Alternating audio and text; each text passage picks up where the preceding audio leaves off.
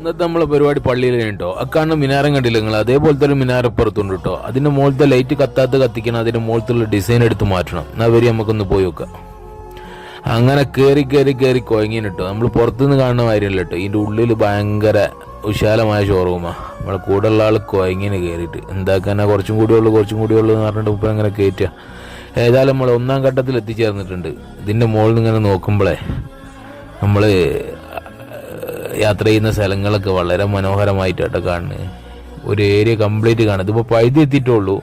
ഇതിൻ്റെ മുകളിൽ നിങ്ങൾക്ക് വിശാലമായിട്ട് കാണിച്ചു തരാം. നല്ല അടിപൊളി സൈറ്റ്. ഏതായാലും പണി നടക്കട്ടെ. നമ്മളെ മെയിൻ പണി എന്താണെന്ന് വെച്ചാൽ ഈ കാണുന്ന സാധനതാ ഇതൊക്കെ എടുത്ത് മാറ്റാൻ പറഞ്ഞിരിക്കുകയാണ് ഇമാമ്. നല്ല രസമാണ് കാണാനിത്.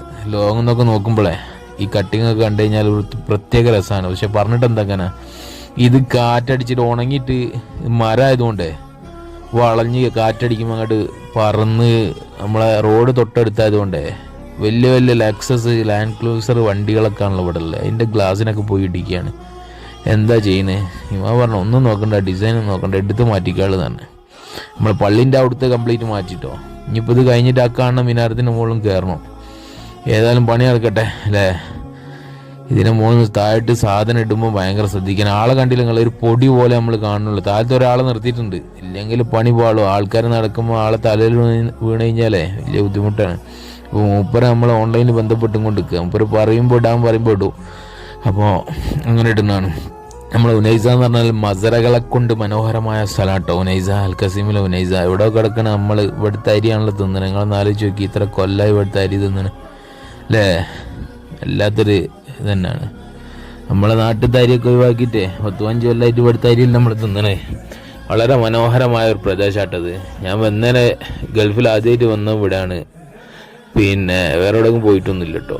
10-15 കൊല്ലത്തോളം ഇവിടെ തന്നെ. ഇവിടുത്തെ മണ്ണ് അങ്ങനെയാണ്, പിടിച്ചു കഴിഞ്ഞാൽ വല്ലാതെ മൊഹബത്താണ്.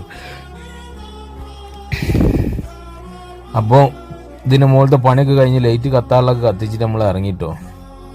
കാണുന്ന സാധനങ്ങളൊക്കെ എടുത്തു മാറ്റി കണ്ടില്ലേ. നല്ല വെളിച്ചം കൂടിയാണ് ഇപ്പോൾ. പക്ഷേ അത് വേറെ എന്തെങ്കിലും കട്ടിങ് അവിടെ വെക്കേണ്ടി വരും. ഞാൻ ഇമാമനോട് പറഞ്ഞിട്ടുണ്ട്. ഇമാമ ശരിയാക്കാൻ തന്നെ. ചിലപ്പോൾ ഇരുമ്പിൻ്റെ തന്നെ വെൽഡ് ചെയ്തിട്ട് പിടിപ്പിക്കാൻ മതിയോ. ഏതായാലും നിർബന്ധമാണ് കട്ടിങ്, ഇല്ലെങ്കിൽ ബോറാണ്. ഇനിയിപ്പോൾ ആ മുകളിലത്തെ കയറിയിട്ട് നമുക്ക് എന്താക്കാം, ആ കട്ടിങ് എടുത്ത് ഒഴിവാക്കിയിട്ട് ലൈറ്റ് കത്താത്തൊക്കെ കത്തിച്ചുകൊണ്ടിരിക്കുക കേട്ടോ. അക്കാണ് മിനാരത്തിൻ്റെ മുകളിൽ നമ്മൾ ഇതുവരെ അവിടുന്ന് ഇങ്ങോട്ട് പോകുന്നതാണ്. നിങ്ങൾ പെട്ടെന്ന് നോക്കണ്ട. ഇതിൻ്റെ മുകളിൽ കയറി ഉണ്ടാക്കുക എന്ന് പറഞ്ഞാലേ 1 മണിക്കൂർ മിനിമം വേണം. ഒരു 500 മീറ്ററെങ്കിലും ഉണ്ടാവും ഇത് മിനാരം മൊത്തം. തള്ളല്ല കേട്ടോ. ഇതിൻ്റെ മുകളിൽ കുറേ പ്രാവുകൾ മുട്ടിട്ട് വിരിഞ്ഞൊക്കെ ഉണ്ട്. അപ്പം